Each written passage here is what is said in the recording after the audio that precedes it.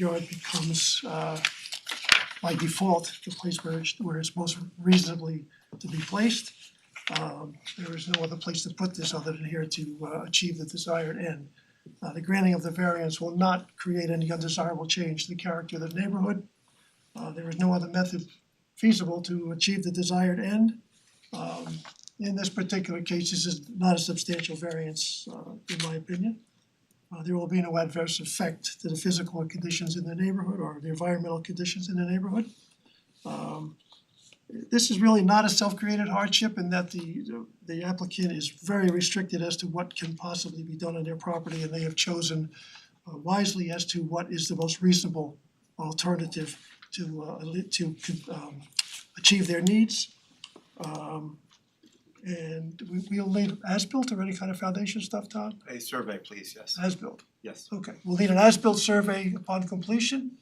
And if you can start within 6 months and finish within a year, I move that we grant the variance. I second the motion.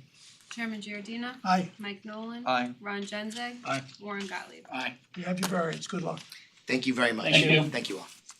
Thank you very much. You're welcome. Thank you much. Okay, our next case is Amlin, 10 Evergreen Lane.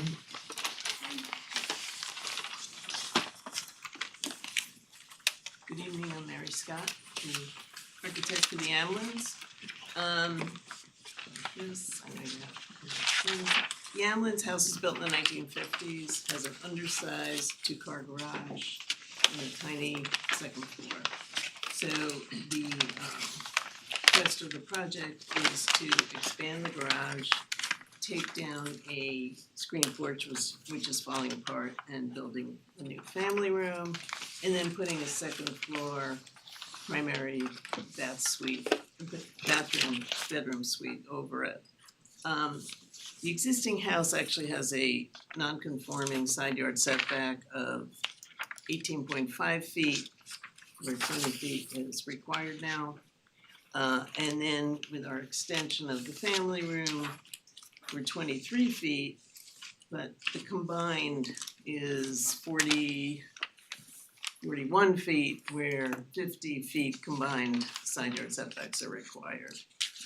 In addition to that, in order to get room for the garage and not extend it back too far because we have a tight turnaround space, our front yard is reduced to 45 feet where 50 is required.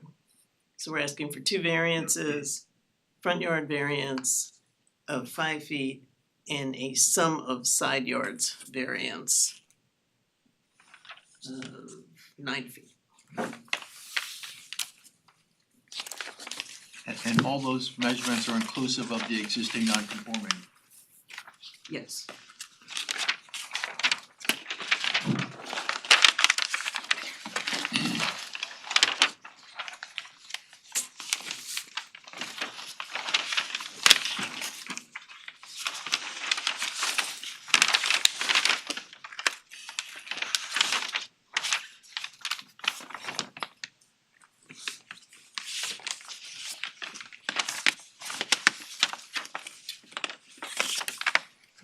Any feedback from any of the neighbors on this one? Nothing? A Everything? lot of work's been done on this street, including, and they actually, the front of their house faces the backyard of a house that is actually on Bedford Road and has a huge addition going on. So Yeah, it's right. a lot of stuff going on. Okay. I really don't have a problem with this one. No. Warren, nothing? No. Anybody in the audience to speak? There is nobody in the audience. Maybe online, anybody wanted to address this thing online? There being nobody else, I will move we close the public hearing. I second the motion. Chairman Giordina. Aye. Mike Nolan. Aye. Ron Genzeg. Aye. Warren Gottlieb. Aye.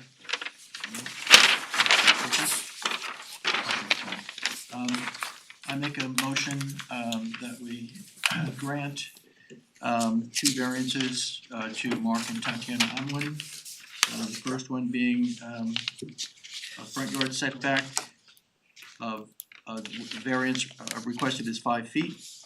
And the second is a combined side yard setback of 9 feet. Requested variance is 9 feet. At 10 Evergreen Lane, the building is an existing non-conforming property. The back property slopes down, so there really isn't another place that they could do this.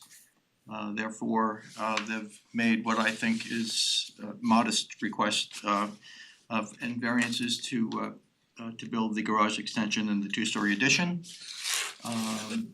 The granting of the variance will not create an undesirable change in the character of the neighborhood or a detriment to nearby properties. The benefits sought by applicants cannot be achieved by any other feasible method as the topography is severe. The requested area variance is not substantial. The requested front and side yard variances are not substantial. It will not have an adverse effect or impact on the physical environmental conditions in the neighborhood. There are no neighbors who have written or are present in opposition to the variance. It is not a self-created hardship in the fact that it's already a non-conforming property, and there seems to be no other place that they could locate these additions. 6 months to start, year to finish. Foundation survey, please. Foundation survey. Prior to framing. Excuse me? Prior Prior to framing. foundation prior to framing. Correct. Okay. I'll second that. Chairman Giordina, Aye. Mike Nolan, Aye. Ron Genzeg. Aye. Warren Gottlieb. Aye. You have your variance. Thank you. Bye, Mary. Thanks for checking my math. Good night, Mary. It's nothing, Mary, nothing personal, just business. No, I should just preview it before I submit. Okay. That's Tony. Reichland, 20 Kerry Lane, Michael and Kerry Reichland. Good evening. I'm Annie Menace from Garrison Foundry. I have my associate Natalie Green on here as well to share any plans, and I believe our client is on here as well. We are seeking, this is a project where we're seeking, similar to the last one, a garage extension. We currently have a house where the current garage actually is slightly non-conforming. We had a survey done and it comes in at 74.9. It needs to be 75. And we're looking to extend towards the garage, we can purchase into the zoning, setback around approximately 10 feet. You're not showing anything on the screen. 1 second, we're gonna, We're not seeing you share. yeah. I apologize, I'm remote here. Now we There got we it. go. Great. Yeah, so the hatched area on the upper portion right here, that is the additional area that we're seeking for zoning variance, which encroaches about 10 feet from the street into that 75-foot setback. So the dotted line is the setback line? The dotted line actually is the wetlands buffer. We have The kind wetlands of multiple applications going on, so that's the setback line for the front also, yeah. That's the, excuse me, the dotted line is the setback line, yes, So correct. the existing house is legal? It's Yeah, it's so minor, the garage, corner of the 3 inches, garage, the so back 3 corner of the inches. garage, just to be really persnickety. Oh, okay. We logged at 74.9, so it's a couple inches off of what the setback would be, That makes you legally non-conforming. That's okay. yeah. Just to be really, careful about all this stuff, but the hatched area would be the additional bay of the garage. The land on this part of the house is very flat. Seems like the most feasible way to build a third bay of the garage, and also architecturally it makes sense with the plans as well, both from a feasibility and logical perspective as far as construction, and also how it looks architecturally as well. It makes the most sense from the street perspective, and Natalie can show you that. Yeah, just zoom out a little bit, Natalie, and you can see it there. Yeah, so that's the additional bay showing that right there.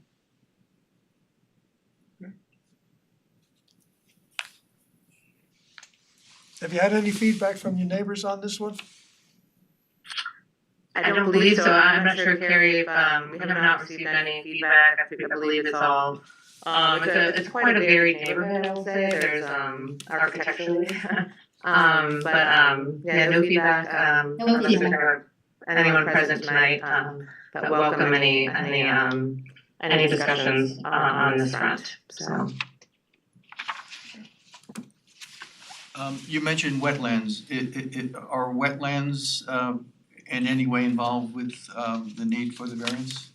No, the wetlands are all, they're not in part of the house. So not to confuse the issue.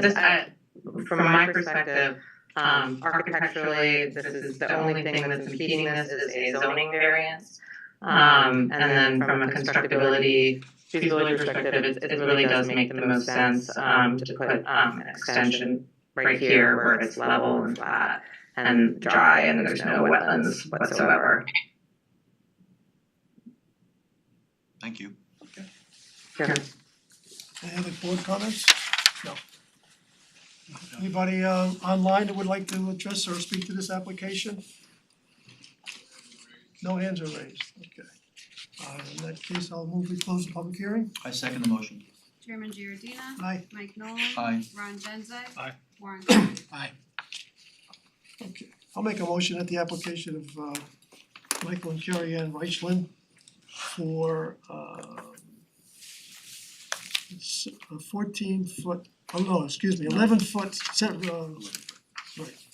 front yard setback variance for the construction of another garage bay. Be approved for the following reasons. The applicant has, and the applicant's architect has been very cognizant of the design effects and has created a very nice looking design that will blend in with the existing house and with the neighborhood. The granting of the variance will not create any undesirable change in the character of the neighborhood. There is no other method other than the requested variance to achieve the desired end. This is a self-created hardship in the fact that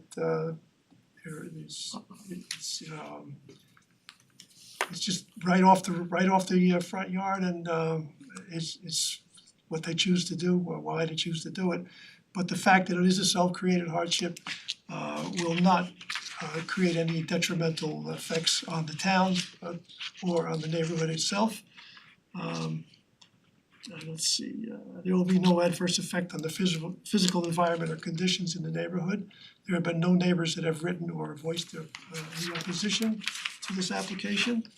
And if you could provide us with a foundation survey prior to framing and a final survey upon completion, and then 6 months to start and 1 year to finish, we shall grant. I second the motion. Chairman Giordina. Aye. Mike Nolan. Aye. Ron Genzeg. Aye. Warren Gottlieb. Aye. Okay, Wonderful. Thank you. you're welcome. Thank you. Yeah, Good luck. thanks. Did anybody from Graves sign in or anything yet? No, I did email the architect, saying if he could show up before the meeting ended, we'd hear his case, but I don't see him. Okay. Do I ever make a motion to carry this forward to the next meeting? How do you wanna work that? Yeah, I would make the motion to, since the applicant did not appear, just make a motion to continue to the next meeting. Okay. So moved. Need a I second. second the motion. Chairman Giordina. Aye. Mike Nolan. Aye. Ron Genzeg. Aye. Warren Gottlieb. Aye. And we need an approval of the minutes. I'll make a motion, we approve the minutes. I second the motion. Chairman Giordina. Aye. Mike Nolan. Aye. Ron Genzeg. Aye. Warren Gottlieb. Aye. Okay, we're off.